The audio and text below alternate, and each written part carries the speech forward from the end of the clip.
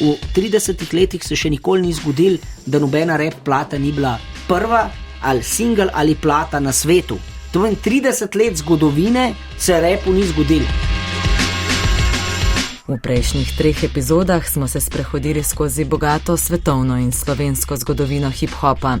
V 4. delu pa Matjaž Ambrožič Ambro, Mare Godnjavec Džiza in Borja Močnik Borka razglabljajo o sedanjosti in prihodnosti hip-hopa, ki letos praznuje 50 let.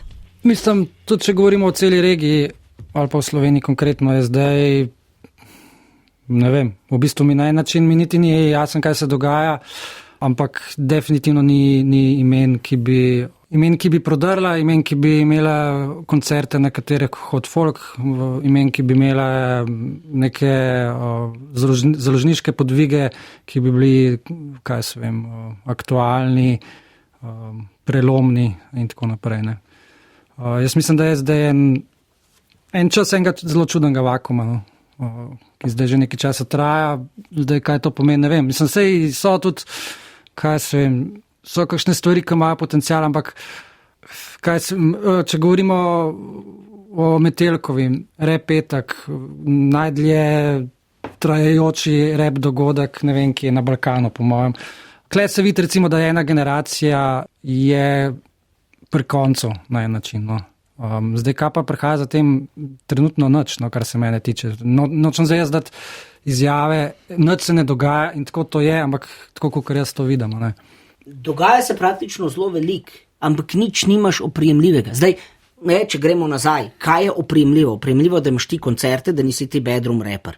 Da si ti, no, tudi na partijih, to pomeni, vsi te reperi, o katerih govorimo, ne, SDG je hodil v Ljubljano na partije, ne, Klemen si ti videl na partiju, ne, zdaj Stepo na partiju, ne, Alijana si ti videl na partiju, Došo si ti videl na partiju, Murat in Joe si jih ti videl na partiju, to pomeni, cela scena je živela. Danes ti tega nimaš. To so neki radijski izvajalci, ki delajo neki hite za radio, ne morajo napoventi. Jaz sem bil presenečen, ko mi je rekel Nipka je imel 400 kart na promociji svoje plate v kinu Šiška. Pa sem mislil, pa to je huge, to radiji rolajo, to pridejo tam mali.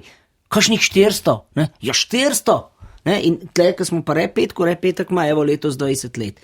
Me kliče pač Kaja, ki je zdaj šefica, to smo takrat skrb delala, in da je zdaj pa 20 let, dajmo kao neki glavi skrb, pa kaj lahko naredimo, in pa se ustaviš, da iz Balkana nimaš kaj narediti. Da to so ljudje, ki si jih bodisi že milijonkrat videl in jih zdaj lahko daš za 2-3 komade, nimaš nič, da bi rekel, to bo pa bomba, ali pa na to bo pa prišlo full folka, to je pa treba nujno narediti. Ampak to ni zdaj, da to traja 1 let, to traja 3 leta in na koncu si rečeš, ja, koga bi pa sploh poklical in pol, tudi ka folk sprašuješ, tudi mlajše, ne, zdaj so bili bad copy, pa to mi je bilo full mladine, stare 20 let, oni ne grejo, pač, mislim, tako kad je recimo globalno trap mrtev, pa se zdaj tukaj dogaja, ampak glih zdaj je bila ena, ki je meni nora hip-hop trivia, v 30 letih se še nikoli ni zgodil, da nobena rap plata ni bila prva ali single ali plata na svetu.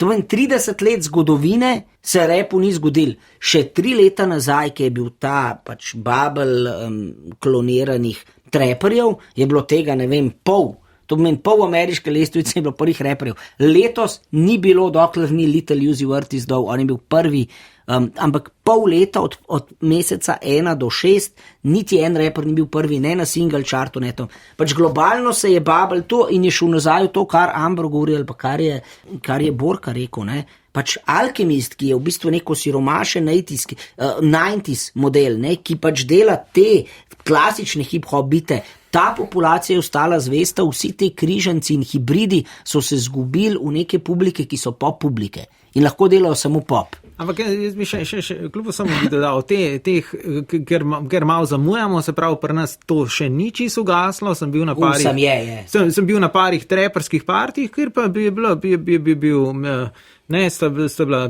Tamzi pa Junior, pa je Tekavc, pa je Ezra, pa je Capital Crew in tako, in je bil, so bili kar žmohtni treperski partiji, se pravi Mularija do 22 let, In ni bilo slabo, se je čutil, da nekaj je, tudi številni producenti in beatmakeri ali kakorkoli jih imenujemo. In se mi zdi, da se v teh svojih. Samo ali lahko te artisti prodajo, ali lahko pridejo ven? To je največje vprašanje. Oni so lahko samo na svojem žuru, kjer je to pač ekstatičen žur in čez to ne pridejo. In tudi na Spotify slovenski rap pada. Tako. In trap. To pomeni, je že konc. Pustimo zdaj, da partiji so še v par let in zaostanki. In tukaj imamo zdaj še mogoče kakšen let, dve, dokler, če sploh bojo te artisti še ustrajali, dobili še kakšen push in uspeli še kaj proizvesti, nekaj res žamatanga in nekaj recimo vsaj kolikor toliko trajnega. Ne? Čisto konkretno povem, na trap festivalu na Poljskem, edini trap festival. Publika, stara med 15 in 18 težav, ali da ful, ker so to pač mladina. In oni so probali z nekim novim trap modelom, ki je zadnje 2 let nek hud ime. Ni moraš prodajati to, kar so oni začeli poslušati pri 12. Little Uzi Vert, Yeet, Jit, Kodak Black, to je to. Njihov line-up ni novi trap, ki se dogaja, ker pač to ni več tako popular. Enako je ta Spotify model, ne vem, če se plati v Kinu Šiška, ki je razlagal, da jim hip-hop recimo rapidno pada po poslušanju, sploh v Ameriki in v zahodnoevropskih marketih. In dviguje se jim ta pravoverni, to pomeni, to zdaj verjetno poslušajo 40 plus te letniki, ki jim ni več dovolj sem za jebanci, ampak dajte mi nekaj povedati. In zdaj, za nami bo to pljusknal, ni pa, ampak sej, za nami je isto pljusknal tudi to, da pač je bil Klemen skoraj prepovedan se rolat, Nacionalna televizija je hotela imeti cash P v verziji brez kletvic, nacionalni mediji še zdaj, več ali manj tudi komercialni, oni bi imeli pač clean verzije nekih stvari, njih zmotijo kletvice, ampak ko pa tuji repa, jih pa to ne zmot, pa so. Ja. Kljub samo je aprila nastopil tukaj Central C, ki je veliko ime v Angliji in to je bilo en kup enega folka. Sem spet zelo mlado, spet Central C je izpred 2 let. Mlado do te mere, da dejansko folk ni vedel, kje je točno oder, ker je bilo tam še nekaj eksplozij, je bilo vse zelo konfuzno. Ampak po drugi strani, dobro, seveda čisto z jezika ena, ampak glede na to, da še enkrat ne pozabimo, da nastopamo v dokumentarcu o hip-hopu na nacionalnem radiju in da mislim, da je to prvi take sorte, mogoče še ni vse izgubljeno. Svojo vizijo prihodnosti hip-hopa pa je razkril tudi Peter Kadin, podpredsednik marketinga pri podjetju Empire.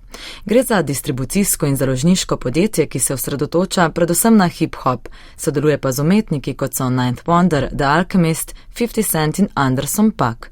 Kadin je prepričan, da gre za enega vodilnih žanrov na svetu.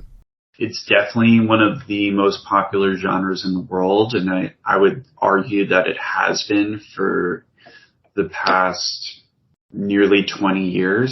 Zagotovo gre za enega najpopularnejših žanrov na svetu. Rekel bi, da je na tem položaju že skoraj 20 let. Statistični podatki so ga okronali za takega pred 5 leti. Vendar sem mnenja, da to traja dlje, saj so ga oboževalci konzumirali in odkrivali brezplačno, takrat še ni bil plačljiv.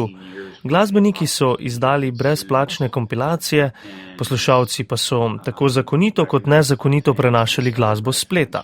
Trenutno ima hip-hop pred sabo nekaj izzivov. Žal smo zaradi nasilja, težav z duševnim zdravjem in drog izgubili veliko vzhajajočih zvezd, zato se sprašujem, kako bo zvenela nova generacija. Veselim se je, saj ustvarjanje, snemanje in izdajanje glasbe še nikoli ni bilo tako dostopno, to pa omogoča graditev baze oboževalcev. Vendar pa trenutno na obzorju ne vidim znanih imen, ki bi lahko postala svetovne ikone.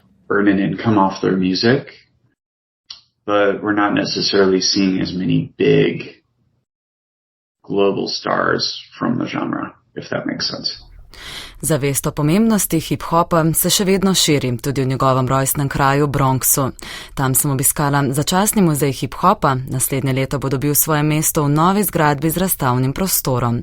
Po trenutnem razstavišču me popeljal kustos in vodič Kaler Bukano. We're currently in construction of the actual museum called Universal Hip Hop Museum. that will open late 2024. Worst case scenario, early 2025, but that's the target date, late 2024. It's going to celebrate all of the eras of hip-hop, and the space that we're currently in is called Revolution of Hip-Hop, which is our sneak preview. Smo na gradbišču, na katerem bo zrasel muzej Universal Hip Hop. Odprl se bo konec prihodnjega leta. V njem bomo slavili vsa obdobja hip-hopa.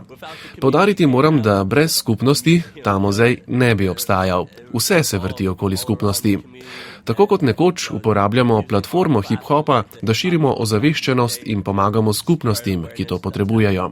Želimo jim stati ob strani, jih opolnomočiti, da bi postale še boljše in bolj povezane. Želimo predstaviti pravo esenco hip-hopa, ki je mir, ljubezen in zabava. Upam, da bodo obiskovalci to spoznali in sporočilo prenesli v svoj kraj, v katerem bodo spodbudili pozitivne spremembe. V novem razstavišču se ne bomo osredotočili le na Bronx ali Združene države. Naš namen je, da prikažemo razvoj hip-hopa po vsem svetu, tudi v Sloveniji, Romuniji ali Nemčiji. Pripovedovati želimo vse te zgodbe. Le tako bo jasno, kako je hip-hop spremenil svet. We want to tell all those stories. We want to make sure that we tell everybody's story, because with everyone's story you get the bigger picture of how hip-hop has changed the world, and we want to make sure everybody's history is accurate. Tako Kyler Bucano iz Muzeja hip-hopa v Bronxu, ki je končal zadnjo epizodo radijske serije o hip-hopu. Hvala za pozornost, hvala tudi vsem gostom, še posebno Jeezy, Ambru in Borki, ki so nas popeljali skozi zgodovino hip-hopa doma in po svetu. Veliko dobre glasbe vam želim, še posebno iz bogate zakladnice hip-hopa, ki jo najdete tudi na Spotifyju pod geslom Hip Hop 50. Z vami sem bila Klara Zupančič.